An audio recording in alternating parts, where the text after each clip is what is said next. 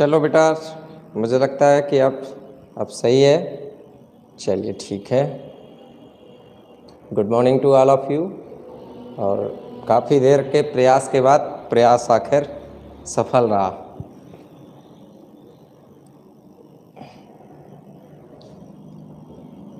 लगातार काफ़ी देर से प्रयास कर रहा हूँ क्योंकि कैमरा ही नहीं सेट हो पा रहा था, कैमरा चल ही नहीं रहा था, अपलोडिंग ही नहीं ले रहा था।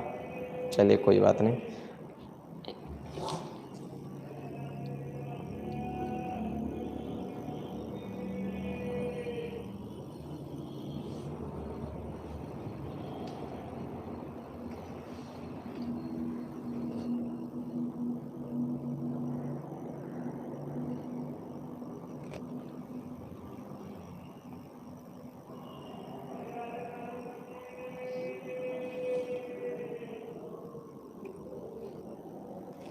चलो बेटा,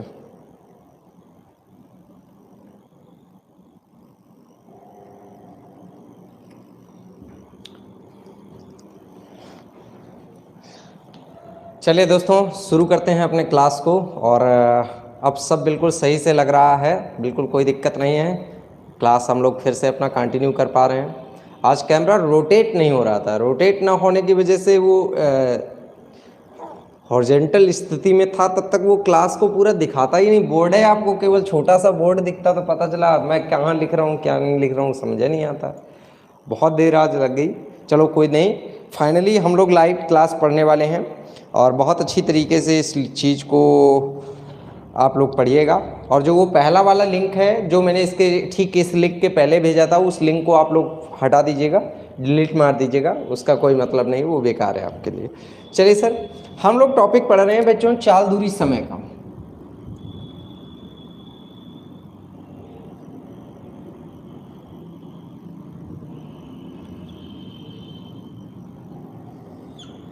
चाल दूरी समय के टॉपिक में बेटा देखिएगा, मैंने आपको चाल निकालने के बारे में बहुत सी बातें बताई और आपको एक बहुत जो सबसे इम्पॉर्टेंट पॉइंट समझाया।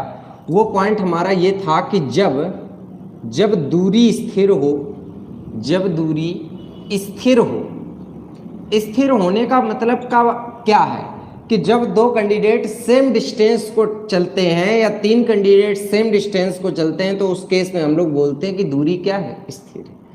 जब दूरी स्थिर हो तो चाल का उल्टा समय होता है। तो चाल के अनुपात का, तो चाल के अनुपात का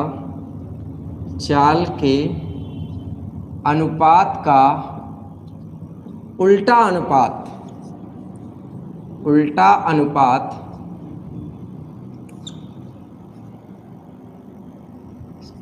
टाइम का होता है,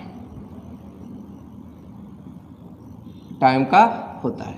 आप इस चीज को ट्रांसफर भी कर सकते हैं।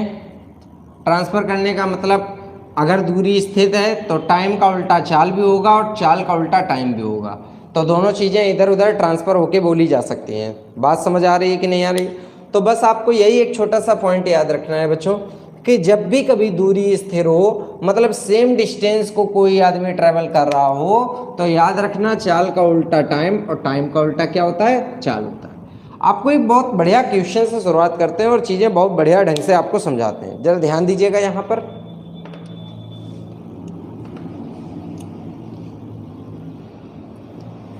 ध्यान दीजिएगा बच्चों, एक बहुत लॉजिकल पॉइंट आपको समझाना है, तब आपको चीजें बिल्कुल बेहतर और अच्छे ढंग से क्लियर होंगी सर।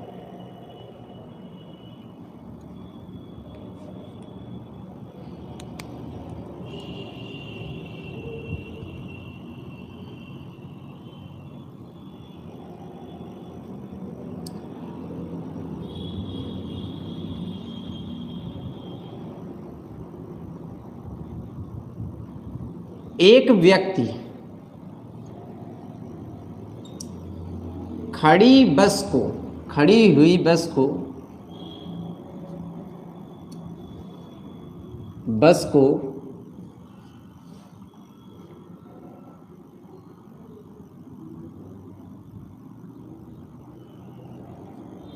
1 मिनट में, 1 मिनट ज़्यादा हो जाएगा, 30 सेकंड में पार कर लेता है, पार कर लेता है। एक व्यक्ति खड़ी हुई बस को 30 सेकंड में पार कर लेता है, जबकि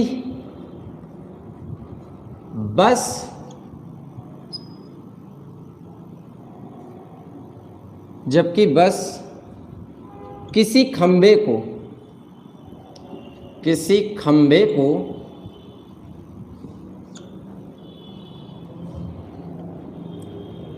6 सेकंड में पार करती है। ठीक, प्रश्न ये है, यदि बस की चाल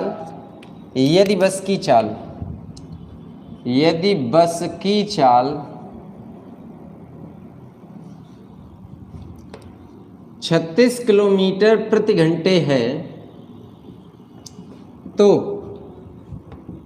आदमी की चाल ज्ञात करो। बहुत एक लॉजिकल पॉइंट की बात है सर, बहुत एक लॉजिकल पॉइंट की बात है। ये इंपॉर्टेंट सवाल आपके एग्जाम में आता है सर।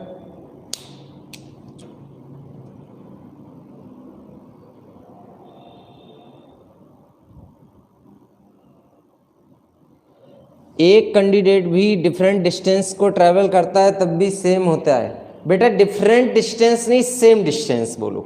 जैसे आप बोल रहे हो यहाँ पे, जो आप बोल रहे हो कि एक ही कैंडिडेट अगर सेम डिस्टेंस ट्रैवल करता है तो वहाँ पे तो भी यही नियम, जो मैंने नियम अभी बताया था, वही नियम काम करेगा। जैसे क्या है कि मैं यहाँ से घर गया और घर से यहाँ वापस आया, मैं सेम हूँ, मैं गया भी और मैं आया भी, दोनों स्थितियों में मैं हूँ। ठीक, तो देखिएगा मेरे द्वारा जाने में दूरी और मेरे द्वारा आने में दूरी सेम है। तो जब दूरी सेम है तो मेरे चाल का रेशियो मेरे टाइम के रेशियो का ठीक उल्टा होगा। बात समझ में आई? कैंडिडेट एक है लेकिन डिस्टेंस सेम है, इसलिए सेम नियम काम कर जाएगा। डिफरेंट डिस्टेंस अगर हो गई, अगर डिस्टेंस क्या हो गई, डिफरेंट हो गई, मतलब अलग अलग दूरी चली जाएगी, तो फिर ये नियम काम नहीं करेगा। बात समझ में आ गई बेटा? तो बस यहाँ पे समझिएगा, आपको क्या एक चीज़ समझानी, जरा समझिएगा। ये भैया एक बस है, एक बस बना देते,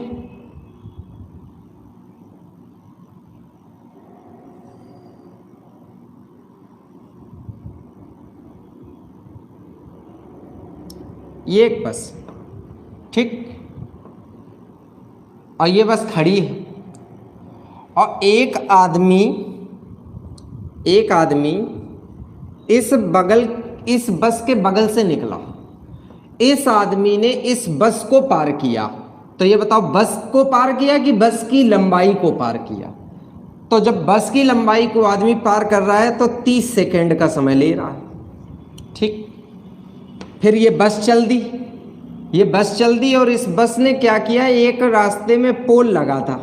क्या लगा था? पोल। इस बस ने इस पोल को पार किया। एक बात बताओ, बस जब पोल को पार करेगी तो बस यार पोल को थोड़े पार करेगी, बस तो पोल के बगल से अपने आप को निकालेगी। बात को समझिए, बस जो है वो इस पोल के बगल से अपने आप को निकालेगी, मतलब बस अपनी लंबाई को निकालेगी। तो जब बस अपनी लंबाई को इसके सामने से निकालती है तो बस को केवल 6 सेकंड लगता है। मेरी बात को केवल ध्यान से समझिए मेरे प्यारे बच्चों, ध्यान दीजिएगा। इस आदमी ने इस बस की लंबाई को पार किया तो इसको 30 सेकंड लगे।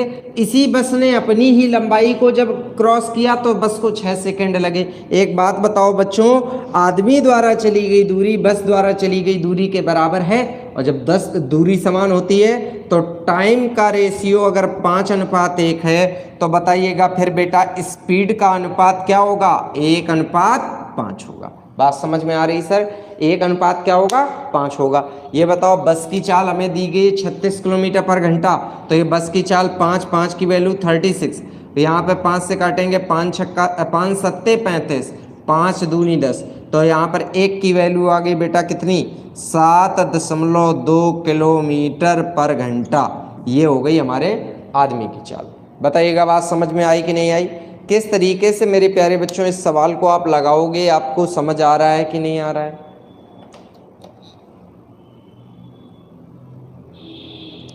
समझ आया कि नहीं आया बच्चों, बताइए सर, एक बार कमेंट करके जरूर बताइए। सूर्य प्रताप, ये सवाल समझ में आया बेटा?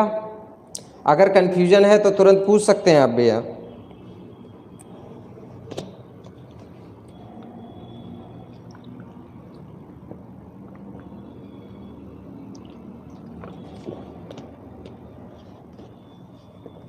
चलिए भाई, अगला सवाल देखते हैं। बहुत इंपॉर्टेंट क्वेश्चन होता है। अगर पेपर में आपको इस सवाल को लगाने का तरीका ना पता हो तो फिर आप इस सवाल को लगा ही नहीं पाओगे वहाँ पे पेपर में। अब जैसे एक कॉन्सेप्ट और आपको हम समझाते हैं, बहुत अच्छा कॉन्सेप्ट होता है। क्या होता है कॉन्सेप्ट? पहले एक सरल सा प्रश्न लिखते हैं बेटा। अंजलि रिपीट करना है बेटा। अरे बेटा, बहुत एक छोटा सा प्रश्न आपको हम समझाते हैं, बहुत छोटा सा प्रश्न आपको हम समझाएंगे, तब आपको चीज़ें समझ में आएंगी। भाई इसी सवाल की बात करो।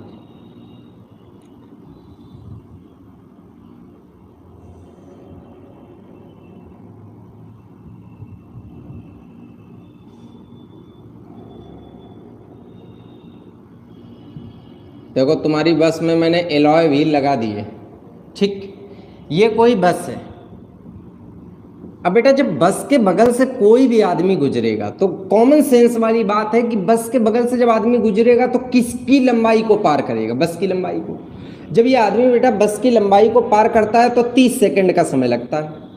फिर इस बस की बात कर रहा है कि बस जब आगे एक कोई पोल है, एक कोई पोल, एक बात बताओ, जब बस किसी पोल के बगल से गुजरेगी तो ये बताओ बस को पोल पार करने के लिए अपनी लंबाई को बस को पोल के सामने से चलाना पड़ेगा। तो बस अपनी लंबाई को पोल के सामने से जब क्रॉस करती है तो बस पोल को पार करती है 6 सेकंड में। बस यही चीज आपको यहाँ माइंड में समझनी है कि बस भैया पोल को थोड़े पार कर रही है, कोनो बस पोल के ऊपर चढ़ जाएगी यार, पोल के ऊपर थोड़े चढ़ जाएगी बस। तो बस पोल के बगल से गुजरेगी, तो जब भाई गुजरेगी तो ये अपनी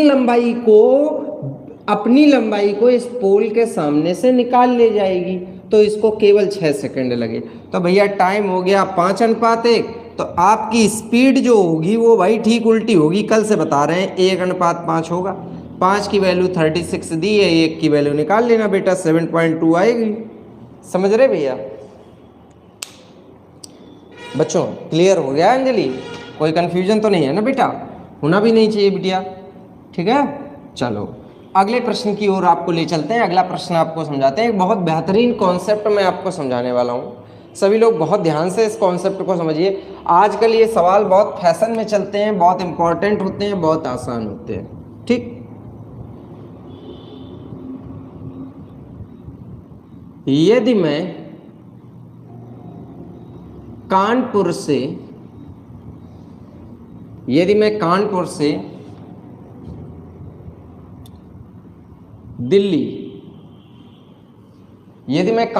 दिल्ली बिना रुके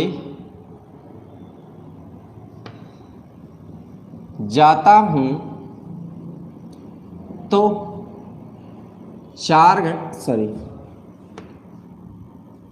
8 घंटे लगते हैं, ठीक। किंतु जब मैं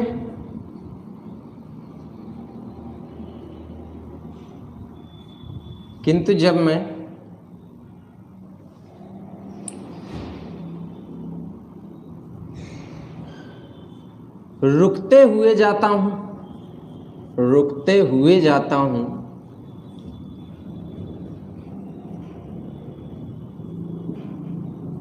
तो मुझे 10 घंटे लगते हैं, ठीक। प्रश्न ये है, मैं प्रति घंटे कितना रुका? मैं प्रति घंटे कितना रुका?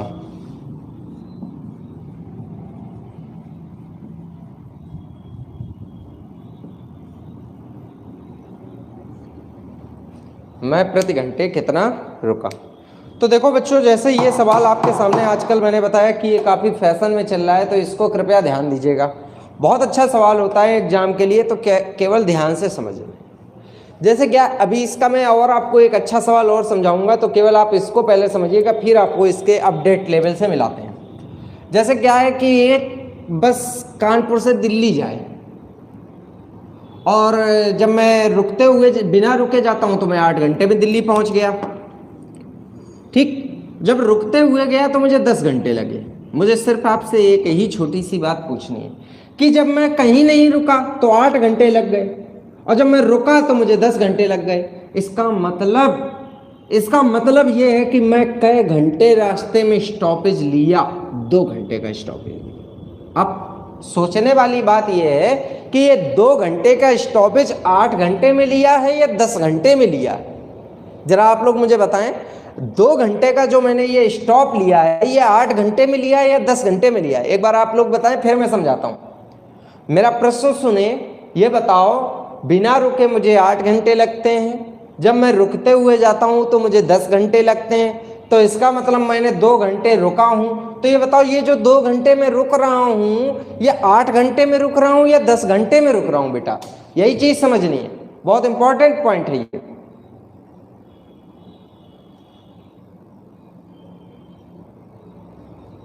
कितने में रुक रहा हूं? 10 में। बिल्कुल सही जवाब बेटा मेरे। आप जो ये 2 घंटे रुक रहे हो, ये 10 घंटे में रुक रहे हो। तो भैया जी 2 घंटे रुकते हो अगर 10 घंटे में, तो भैया जी मिनट में आंसर देना है तो गुणा 60 कर लीजिएगा। 0 से 0 काट लो, 6 दूनी 12 मिनट। मैं 12 मिनट हर घंटे में रुकता हूं। अगर कोई प्रश्न करे कि आप प्रति घंटा कितना रुक रहे हो, तो आप बता सकते हो कि मैं प्रति घंटा यहाँ पर कितना रुक रहा हूँ बेटा। तो आप आंसर दोगे यहाँ पे कितना बेटा। सभी लोगों को लॉजिक क्लियर हुआ कि नहीं हुआ? कंफ्यूजन तो नहीं है किसी को? चलिए, तो अब देखिएगा एक और प्रश्न आपका आता है, इसको भी समझिएगा। अगला प्रश्न क्या आता है, एक देखो इसी टाइप का एक और प्रश्न आता है, थोड़ा ध्यान दीजिएगा।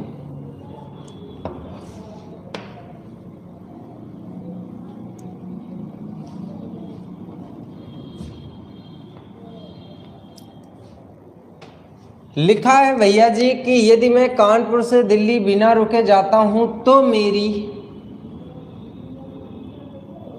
औसत चाल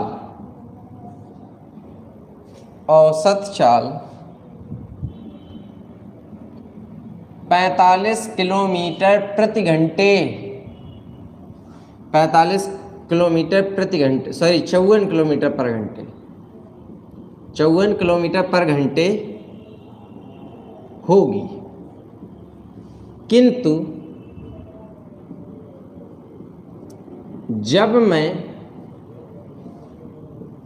रुकते हुए जाता हूं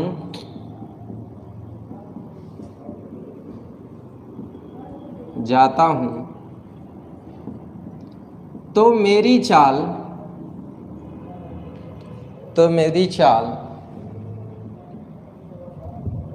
45 किलोमीटर प्रति घंटे हो जाती है।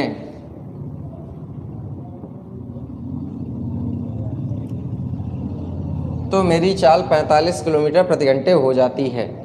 ध्यान दीजिए, ठीक। प्रश्न आएगा,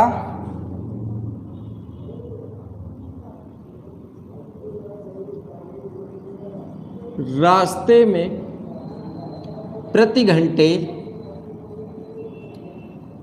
मैं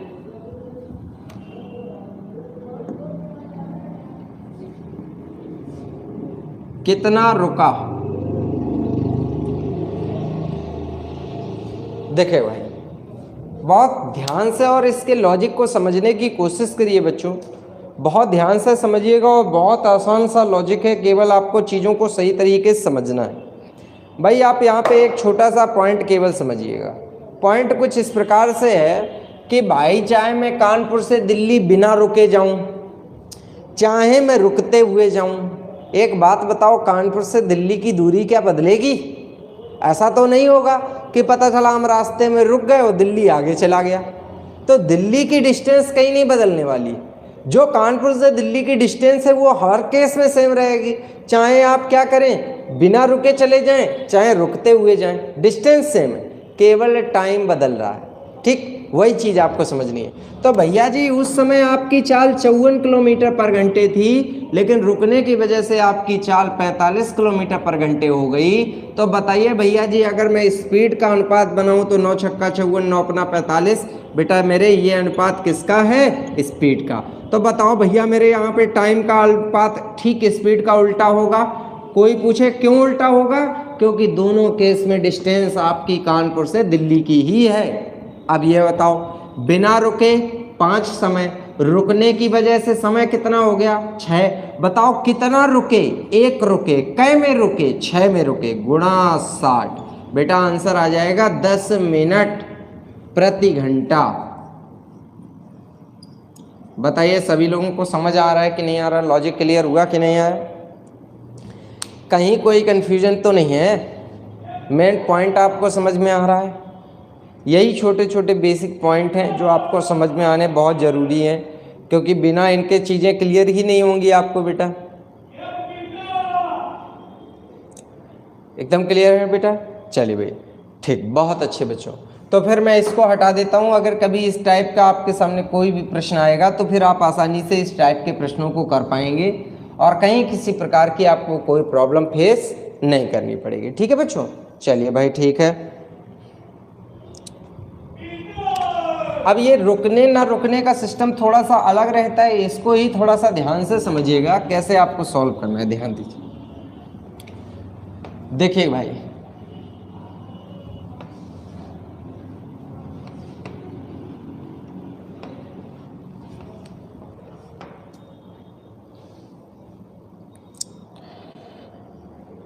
देखिएगा बच्चों, आपको सारी चीज़ें समझ में आनी चाहिए, बहुत इम्पॉर्टेंट प्रश्न रहते हैं, ताकि आपको हर एक चीज़ एकदम अच्छी तरीके से क्लियर होनी चाहिए।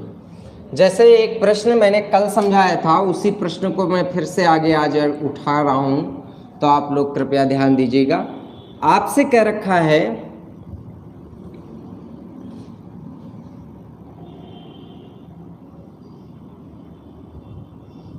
यदि लिखा है कि एक कार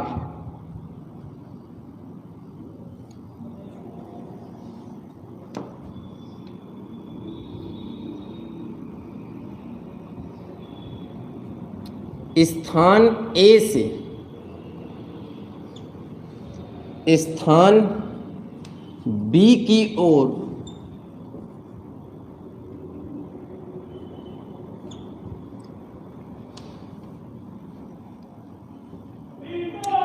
पैंतालीस किलोमीटर प्रति घंटे की चाल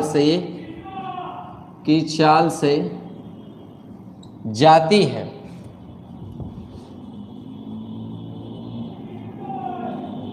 तो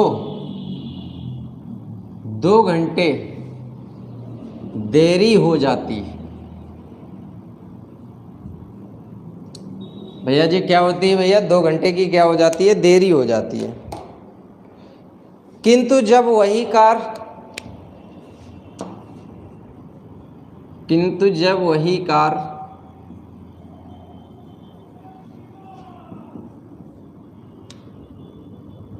54 किलोमीटर प्रति घंटे की चाल से जाती है,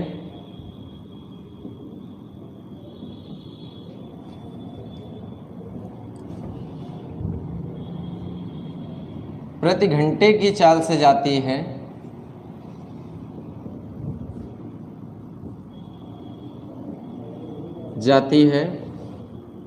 तो 3 घंटे पहले पहुंच जाती है।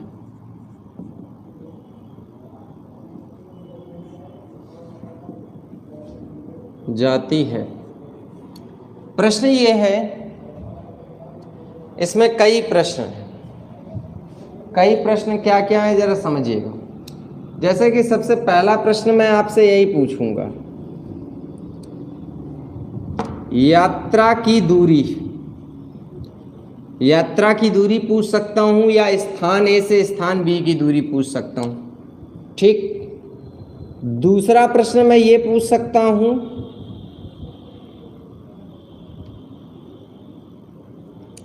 उसे यात्रा में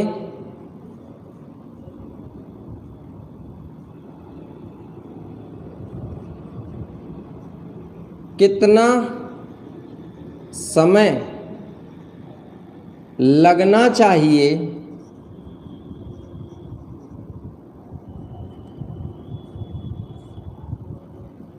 ताकि ना देरी हो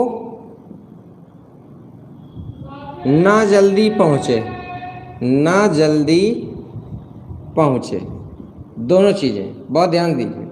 उसे यात्रा में कितना समय लगना चाहिए ताकि ना देरी हो ना जल्दी पहुँचे। तीसरा प्रश्न,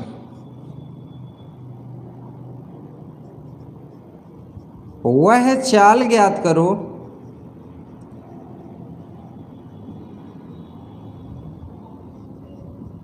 जिससे बिल्कुल ठीक समय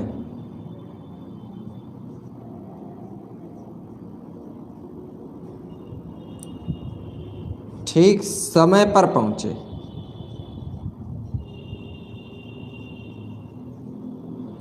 तीन प्रश्न आपके एग्जाम में पूछे जा सकते हैं। ये बिल्कुल बेसिक लेवल के परीक्षा में पूछा जा सकता है, ये थोड़े से अच्छे लेवल के परीक्षा में पूछा जा सकता है, ये जब बहुत अच्छी परीक्षा होगा तब पूछा जा सकता है। तो ये तीन प्रश्न मैंने आपके सामने लिखे हुए हैं ताकि आपको हर एक चीज़ एकदम अच्छी तरीके से क्लियर हो जाए।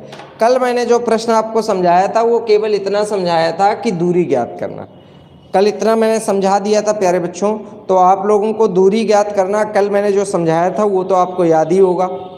अब आगे की आज तीनों चीज़ों की जानकारी मैं आप लोगों को देने वाला हूँ, तो आप लोग कृपया इस जानकारी को बहुत ध्यान से समझिएगा। ठीक है भाई।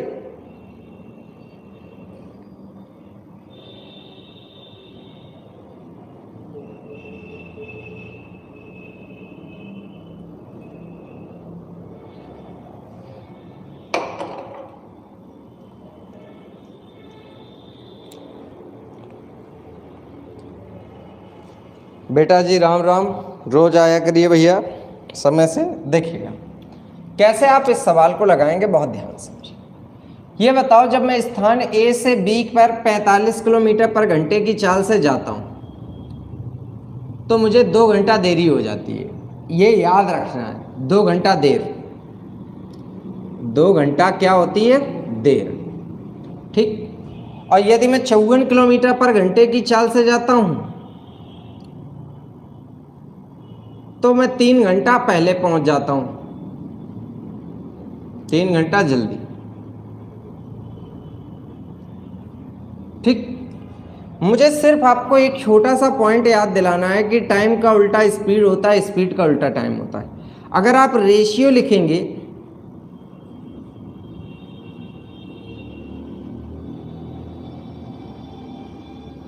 स्पीड का रेशियो लिखेंगे तो आप रेशियो को काटेंगे, सॉल्व करेंगे तो 9 पना 45 और 9 छक्का 54, ये स्पीड का अनुपात आएगा। टाइम रेशियो अगर लिखेंगे तो टाइम का रेशियो जो आएगा वो कितना आएगा? 6:5 आएगा। ठीक उल्टा आएगा। एक बात बताओ, यहाँ देर हो रही थी, यहाँ तुम जल्दी पहुँच गए, समय में कितना अंतर क्रिएट हुआ? तो 1 का अंतर क्रिएट हुआ। यहाँ पर अंतर क्रिएट हुआ 2, 3, 5 घंटे का, तो यहाँ पे 5 घंटे का अंतर क्रिएट हुआ। इसलिए आप चीज़ों को समझिए, बात समझिए। कितना अंतर क्रिएट हुआ बेटा? 5 घंटे का अंतर क्रिएट हुआ।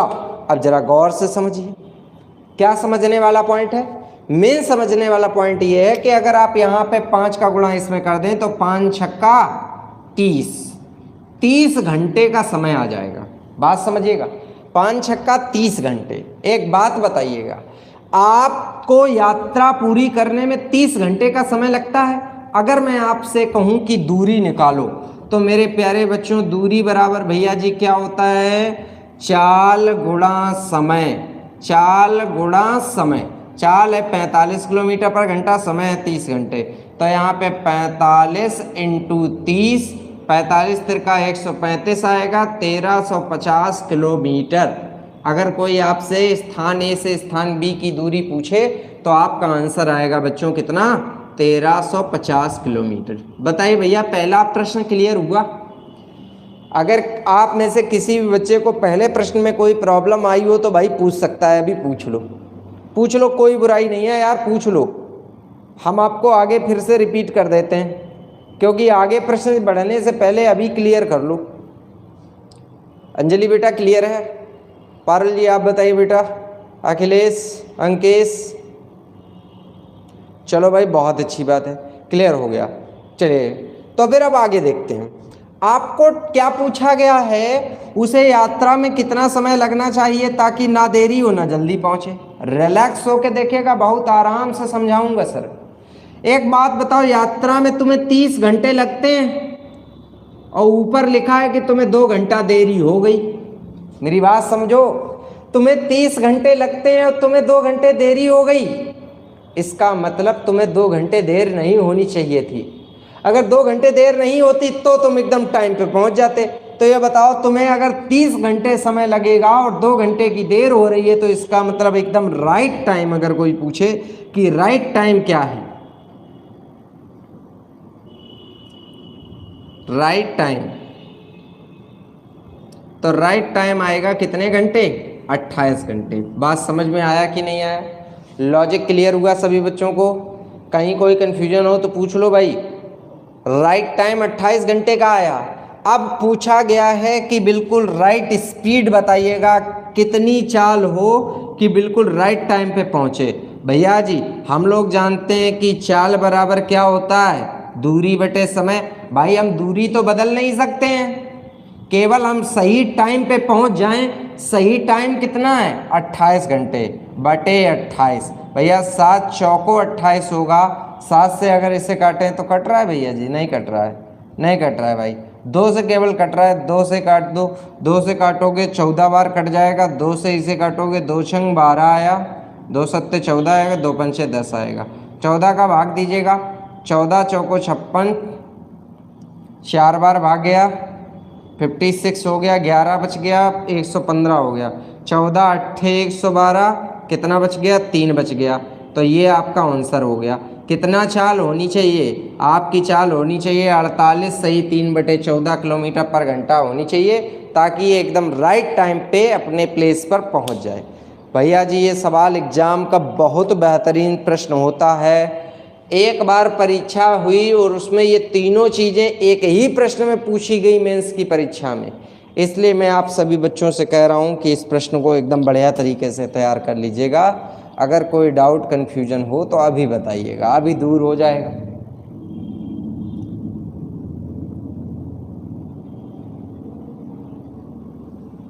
देख लो भाई, अगर कोई अभी डाउट कन्फ्यूजन है बिल्कुल बताइएगा, मैं आपका हर कन्फ्यूजन दूर करने का पूरा प्रयास कर दूंगा, ताकि मैं आपको हर चीज़ एकदम बढ़िया तरीके से बेटा समझाना चाहता हूँ।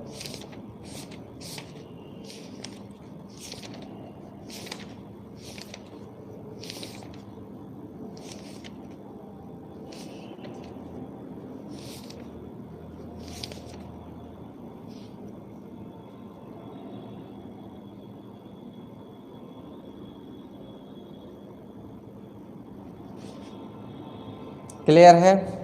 चलिए भाई ठीक है। अब यहाँ पर देखिएगा, कुछ चीज़ें और मुझे समझानी है आपको।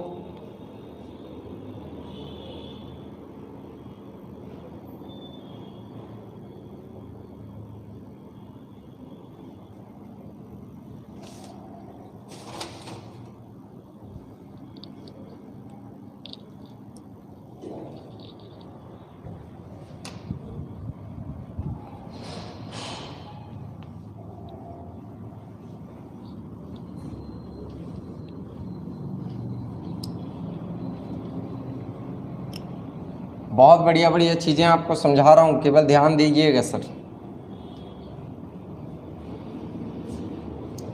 चलो ये सारे पॉइंट क्लियर हो गए। अब मैं आपको एक अगला पॉइंट समझाने वाला हूँ। अगला पॉइंट भी बहुत इंपॉर्टेंट रहता है। सेकंड नंबर रिपीट कर दें? इसमें कौन सा सेकंड नंबर भैया? अच्छा टाइम वाला, टाइम वाला ना बेटा। देखो भैया, उसमें लिखा था कि तुम्हें 30 घंटे में तुम पहुंचे हो, और जैसे उसमें लिखा था कि 30 घंटे में पहुंचे हो, ऊपर लिखा था कि 2 घंटा देरी हो गई है। बात समझना, केस समझने वाला है। जैसे कहीं पे तुम 30 घंटा में पहुंचो, सपोज करो, बहुत छोटी सी बात हम कह रहे हैं कि तुम कहीं पे 30 घंटा में पहुँचे और जब तुम वहाँ पहुँचे तो एक आदमी वहाँ कह रहा है भैया लेट हो गए। लेट होने का मतलब है समय तुम्हें ज़्यादा लग गया। कितना लेट हो गए तुमने पूछा, उसने कहा तुम भैया 2 घंटे लेट हो गए। अब तुम्हें पता है कि तुम्हें यात्रा में 30 घंटे लगे और तुम 2 घंटा देरी से अगर वहाँ पहुँचे हो तो इसका मतलब तुम्हें वहाँ पे कितने घंटे में पहुँचना चाहिए था? 28 घंटे में पहुँचना चाहिए। लॉजिक क्लियर हुआ? अंकेश समझ में आ गया बेटा? चलिए भाई, अब यहाँ पे एक अगला पॉइंट आपको हम समझाते हैं। जब ये पॉइंट आपका बहुत इंपॉर्टेंट रहता है।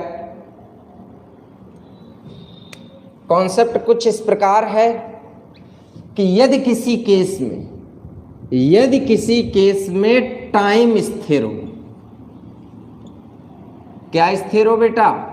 टाइम स्थिर हो। अभी तक आज क्लास तक मैंने आखिरी प्रश्न तक दूरी स्थिर बताई, अब मैं बता रहा हूं कि टाइम स्थिर हो। टाइम स्थिर होने का मतलब समझिएगा, टाइम स्थिर कब होता है? बहुत एक लॉजिकल सा पॉइंट मैं आपको समझाऊंगा। टाइम कांस्टेंट होने का मतलब होता है कि जब सेम टाइम पे ट्रैवल कंप्लीट हो, सेम टाइम पे ट्रैवल कंप्लीट हो तो उसको टाइम कांस्टेंट की स्थिति बोलते हैं। टाइम कांस्टेंट स्थिति की एक दो चीज़ें मैं आपको बताता हूँ सर। टाइम कांस्टेंट होने की स्थिति कब क्रिएट होती है? टाइम कांस्टेंट होने की स्थिति में क्या होता है, पहले तो इसका मैं लॉजिक बताऊंगा फिर चीज़ें समझाऊंगा।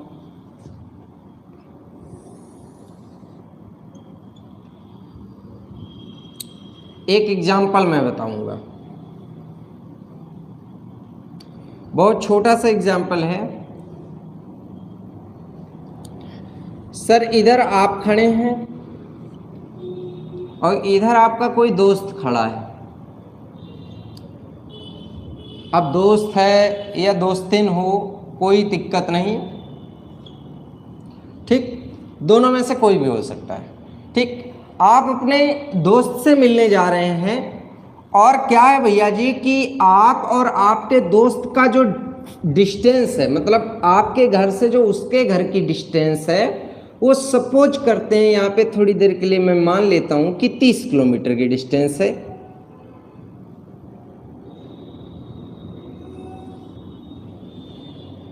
थोड़ी देर के लिए मैंने मान लिया कि 30 किलोमीटर की डिस्टेंस है।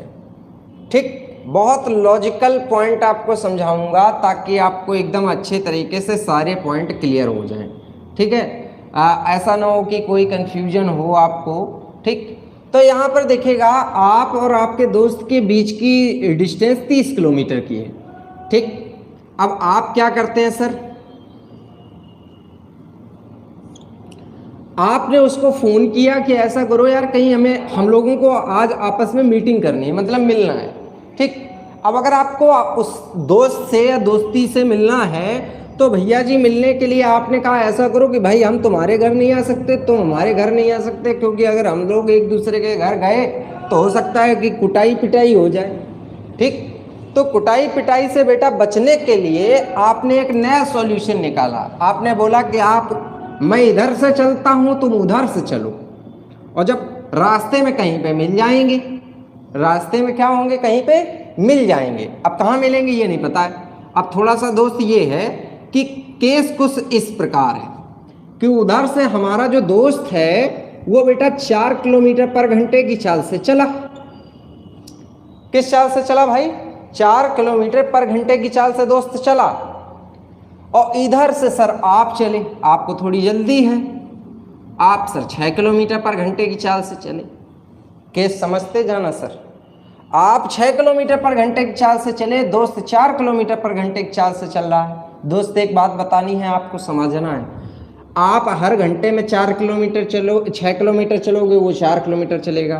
तो ये बताओ, एक घंटे में दोनों लोग, तुम इधर से 6 चल गए, वो 4 चल गया, 6 4 10, फिर अगले घंटे में तुम 6 चले, फिर वो अगले घंटे में 4 चला, 6 4 10, फिर अगले घंटे में 6 चले, अगले घंटे में वो 4 चला, 6 4 10, कुल मिला के 10 10 10 करके 30 किलोमीटर कंप्लीट कर लिया दोनों लोगों ने मिलके भैया जी। और आपको टोटल कै घंटे लगे? 3 घंटे लगे। 3 घंटे में आप चले कितना? 18 किलोमीटर, और जो आपका दोस्त है वो कितना चला बेटा, 12 किलोमीटर। और यहाँ पे आप लोगों ने फिर क्या खाया, पिज्जा खाया। ठीक, अब मेरी बात समझिएगा, एक लॉजिकल पॉइंट आपको मैं समझाऊंगा। हाँ बेटा बिल्कुल मिलेंगे सर, आप ऑफिस आइएगा, बिल्कुल मिलेंगे। तो एक लॉजिकल पॉइंट आपको समझना है जो बहुत इंपॉर्टेंट पॉइंट है। क्या है सर, कि यहां पे जब आप चले 18 और दोस्त चला 12, दोनों लोगों ने ही सेम टाइम ट्रेवल किया। आपने भी 3 घंटे ट्रेवल किया और दोस्त ने भी 3 घंटे ट्रेवल किया। और इसके बाद जब मिले तो मिलने के बाद नहीं कहते हैं कि जब आज आपसे मिले तो वक्त थम गया। वक्त थमने का मतलब क्या हो गया, टाइम कांस्टेंट हो जाएगा, मतलब टाइम क्या हो जाएगा, स्थिर हो जाएगा। स्थिर होने का मतलब सीधा है कि आप दोनों द्वारा लिया गया समय हमेशा कैसा रहेगा, इक्वल। अब देखो रिजल्ट क्या निकले, रिजल्ट देखो, रिजल्ट समझाते हैं। ये बताओ, अगर मैं आपसे कहूं स्पीड देखो, तो स्पीड क्या है, 6:4, मतलब काउंट करो तो 3:2 आ जाएगा। फिर यहाँ पर डिस्टेंस जरा देखिएगा, डिस्टेंस क्या है, आपकी डिस्टेंस 18 है, इनकी डिस्टेंस कितनी है भैया, 12 है। 6 तिया 18, 6 दूनी 12। रिजल्ट पे जरा गौर करिएगा, रिजल्ट पे गौर करिएगा मेरे प्यारे बच्चों, कि स्पीड का जो रेशियो है वही रेशियो डिस्टेंस का है। स्पीड का रेशियो डिस्टेंस के रेशियो के इक्वल है। तो याद रखिएगा कि जब कभी सेम टाइम दो कैंडिडेट ट्रैवल करें, सेम टाइम पे दोनों कैंडिडेट ट्रैवल करें, तो उनके द्वारा जब समय समान हो जाए तो आपके स्पीड का जो रेशियो है वो डिस्टेंस के रेशियो के बराबर होगा। याद क्या रखना है, स्पीड का रेशियो डिस्टेंस के रेशियो के सदैव क्या होता है भैया, बराबर होता है। केस समझ में आया? तो बस यही एक छोटा सा पॉइंट था, आप लोगों को मैं उम्मीद करता हूँ समझ गए होंगे। ठीक है, अब इसी पे एक छोटा सा एग्जाम्पल हो जाए, एक आध एग्जाम्पल हो जाएंगे तो सर चीज़ें समझ में आएंगी आप लोगों को। ठीक है भैया,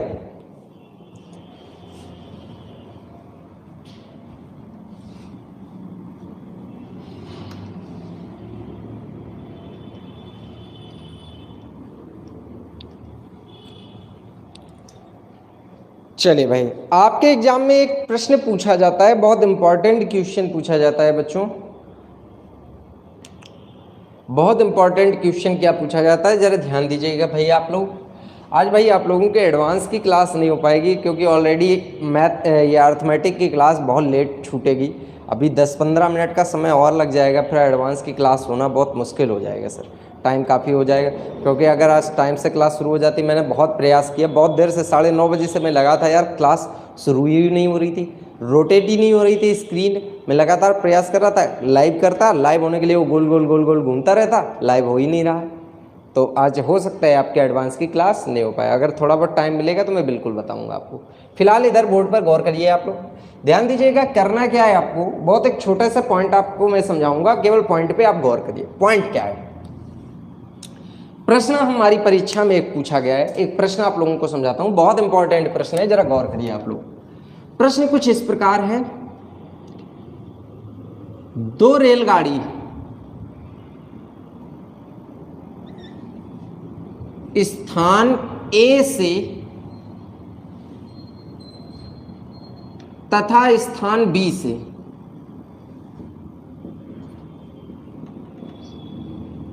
एक दूसरे की ओर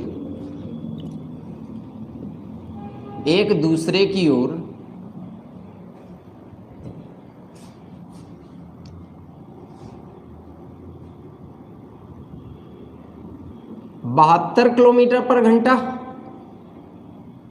तथा 90 किलोमीटर प्रति घंटा की ओर 90 किलोमीटर प्रति घंटा की चाल से आ रही हैं। क्या हो रही है भैया, आ रही हैं। आपको एक बहुत छोटा सा पॉइंट याद रखना। अभी मैंने मिलने वाली बात बताई थी, क्या बताया था, मिलने वाला पॉइंट।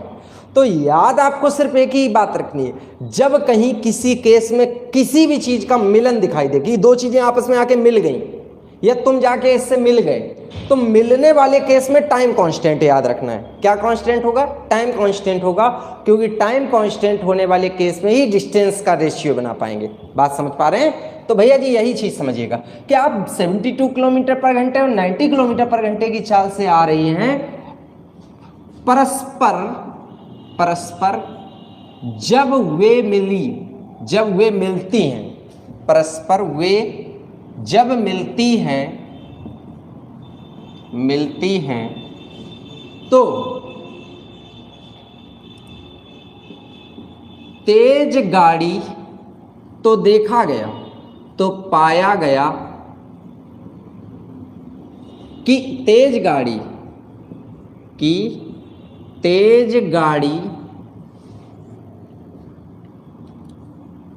60 किलोमीटर अधिक चली। कितना चली? अधिक चली, 60 किलोमीटर अधिक चली। पूछा गया है स्थान ए से स्थान बी की दूरी ज्ञात करो, दूरी ज्ञात करो। मेरे प्यारे साथियों, ये सवाल जब एग्जाम में आता है तो लड़कों को लगता है कि ये यार बहुत कठिन है। उनको एग्जाम में क्या लगता है कि ये सवाल भाई बहुत कठिन है, लेकिन बेटा ये सवाल बहुत आसान है। आसान कैसे है, अभी क्यों आसान है, ये सारी चीज़ें अभी मैं आपको समझाता हूँ। आपका कॉन्सेप्ट तैयार है भाई। देखो भाई, ये एक स्थान ए है, ये एक स्थान बी, दो गाड़ियाँ यहाँ पे चलेंगी। मान लेते हैं कि तेज वाली गाड़ी 90 किलोमीटर पर घंटे वाली गाड़ी इधर से आ रही है, और जो हमारे 72 किलोमीटर पर घंटे वाली गाड़ी है भैया, वो इधर से जा रही है। अब मान लेते हैं कि भाई तेज वाली गाड़ी ज़्यादा चलेगी, धीमी वाली कम चलेगी, तो यहाँ कहीं पे मिले।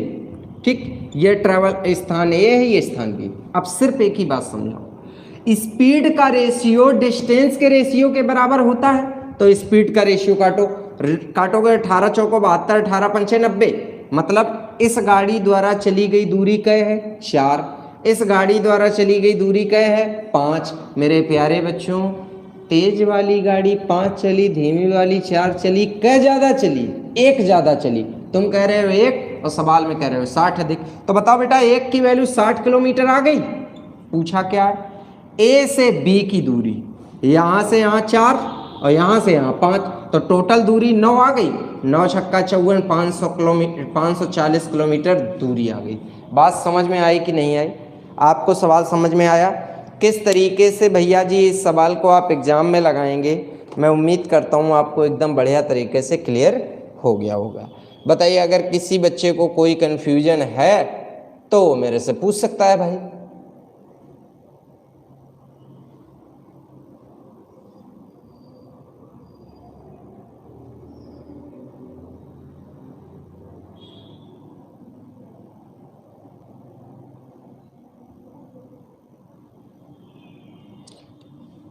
मुकेश बेटा, बहुत आराम से समझो।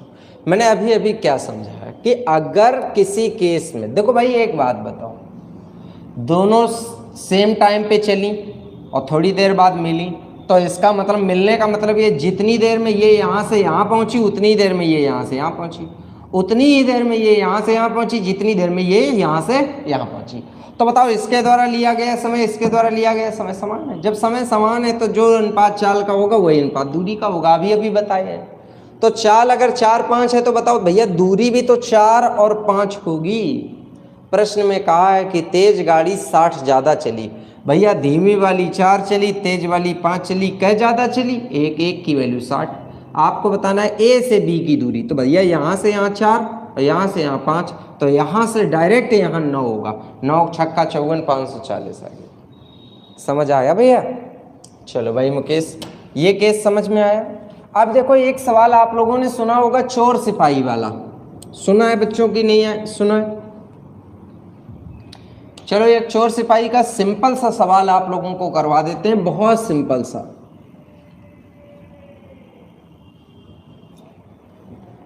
बहुत सिंपल सा सवाल करवा देते हैं, एकदम बिल्कुल क्लियर हो जाएगा। आपसे कह रखा है, एक चोर सिपाही से 100 मीटर आगे खड़ा है, ठीक।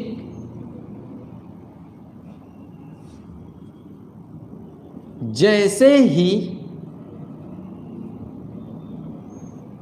ही चोर ने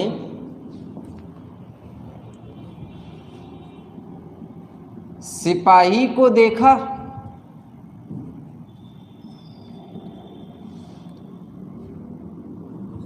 उसने 40 किलोमीटर प्रति घंटे की चाल से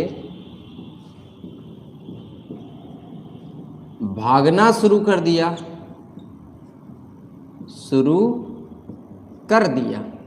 ध्यान देना, बहुत बढ़िया सवाल है सर, केस समझने वाला है, आप चीजों को समझेंगे तभी क्लियर होगा।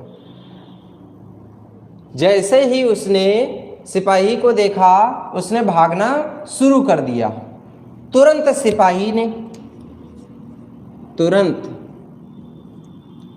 सिपाही ने 50 किलोमीटर प्रति घंटे की चाल से पीछा करना शुरू कर दिया। क्या करना शुरू कर दिया? पीछा करना शुरू कर दिया। प्रश्न ये है, चोर कितनी दूरी पर पकड़ा गया? बेटा मेरे, यह सवाल अगर आपके सामने कभी वैसे नॉर्मल कभी परीक्षा में आ जाएगा तो बच्चों को लगाने में बहुत टाइम लगेगा, लेकिन आज मैं आपको समझा दूंगा। मैं डायरेक्ट अगर चाहूं तो बिना लगाए आंसर दे सकता हूं, बिना लगाए, पेन भी नहीं उठाऊंगा, ऐसे ही आंसर दे दूंगा कि 400 मीटर आंसर आएगा बिना लगाए। लेकिन आप इस आंसर को कैसे दोगे, ये चीज मुझे आपको एक बार चित्र के थ्रू समझानी पड़ेगी, फिर जीवन में दोबारा कभी नहीं समझानी पड़ेगी। भैया समझो, ये सिपाही, ये चोर, बात समझना, ये सिपाही खड़ा है, ये चोर खड़ा है, ये आपस में 100 मीटर की डिस्टेंस पर है, बात समझना। और इसने इसको देखा और इसने तुरंत भागना शुरू कर दिया। तो मान लेते हैं कि ये भाग के यहां पे पहुंच गया, यहां से भाग के यहां पहुंच गया, और सिपाही थोड़ा तेज भागा है तो इसने यहां जाके इसको पकड़ लिया। तो ये वाला पॉइंट इसके पकड़ने का पॉइंट हो गया, बात समझना। ये बताओ, ये चोर बेचारा 40 किलोमीटर पर घंटे की चाल से बेचारा भाग रहा था, सीधा साधा चोर, और सिपाही जो है ये नालायक 50 किलोमीटर पर घंटे की चाल से पीछा कर रहा है। बताओ, कमाने खाने नहीं दे रहा है इसको, तो बात देखेगा। लेकिन इस सिपाही ने अपनी दौड़ का प्रदर्शन करते हुए इस चोर को जाके यहाँ पे पकड़ लिया। अब केस समझो भाई, बहुत इंपॉर्टेंट केस है। क्या केस है भाई कि यहाँ पे देखिएगा, इसके द्वारा चली गई चाल और इसके द्वारा चली गई चाल को अगर मैं अनुपात में बोलूँ तो चोर और सिपाही की चाल का अनुपात 4:5 है। तो भैया इनके द्वारा चली गई दूरी भी 4 और कितनी होगी? 5। बताओ भैया, केस समझ रहे हो कि नहीं समझ रहे हो? मतलब यहां से यहां तक की दूरी 5 है और यहां से यहां तक की दूरी 4 है। मेरे प्यारे साथियों, सिर्फ मुझे आपसे एक छोटा सा प्रश्न करना है, एक छोटा सा प्रश्न ही समझना है कि भैया जी ये बताओ, चोर हमारा 4 चला, सिपाही हमारा 5 चला, बताओ यहाँ पे सिपाही कितना ज्यादा चला? तो बताओ ये डिस्टेंस कितनी हो गई? 1 हो गई। इस 1 की वैल्यू क्या हो गई? 100 हो गई। भैया 1 की वैल्यू 100 हो गई। आपसे पूछा गया है कि चोर कितनी दूरी पर पकड़ा गया? चोर यहाँ से यहाँ तक कितना चला? 4। बताओ 1 की वैल्यू जब 100 है तो 4 की वैल्यू कितनी होगी? 400। 400 मीटर की दूरी पर यह चोर पकड़ा जाएगा। बताओ बात समझ में आई कि नहीं आई? लॉजिक क्लियर हुआ? तो अब आपको कभी भी इस तरीके के सवालों को लगाने के लिए कोई चित्र वित्र नहीं बनाना होगा, केवल यहाँ पर डायरेक्ट क्या लिखो? चाल। एक तरफ चोर, एक तरफ सिपाही। देखा भैया, चोर चलेगा 4, सिपाही चलेगा 5, अंतर कितना? 1। तुम देख रहे हो अंतर 1। यहाँ पर 100 मीटर आगे खड़ा है तो 1 की वैल्यू 100। अगर ये पूछता कि सिपाही चोर को कितनी दूरी पर पकड़ेगा तो आंसर होगा 500। लेकिन अगर सिर्फ ये पूछे कि चोर कितनी दूरी पर पकड़ा गया तो आंसर होगा 400। भैया जी बात समझ में आई? सिपाही द्वारा चली गई दूरी 500, चोर द्वारा चली गई दूरी 400 है। बताइए बच्चों, समझ आ रहा है कि नहीं आ रहा है? लॉजिक क्लियर हुआ कि नहीं हुआ सभी लोगों को? एकदम बढ़िया तरीके से। अरे यार कमेंट करके बता दिया करो, तुम लोग तो गुस्सा हो जाते हो, बिल्कुल बोलते भी नहीं हो। बोल तो दिया करो समझ आ रहा है नहीं आ रहा है, कोई डाउट है, कन्फ्यूजन है, शिकायत है, बताओ। चलिए ठीक है, बहुत अच्छी बात है बेटा।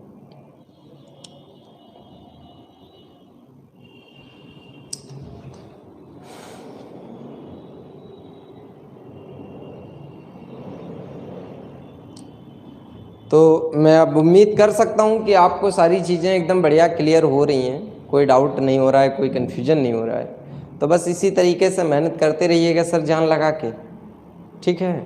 कोई दिक्कत हो तो बिल्कुल हमें बताइएगा, बस मेहनत के साथ पढ़ाई करते रहिएगा, ठीक है बच्चों?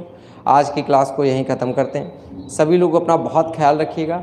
और आज आप लोगों के एडवांस की क्लास नहीं होगी, एडवांस की क्लास अब डायरेक्ट मंडे को होगी। तो एडवांस वाले जितने भी हमारे स्टूडेंट हैं वो सभी लोग एडवांस की क्लास का बहुत अच्छी तरीके से रिवीजन कर लें, ठीक है बेटा? और सभी लोग अपना ख्याल रखिएगा, बहुत मस्त होकर पढ़ाई करिए। कोई दिक्कत हो, कोई समस्या हो, बिल्कुल हमें बताइएगा, ठीक है बच्चों? धन्यवाद दोस्तों।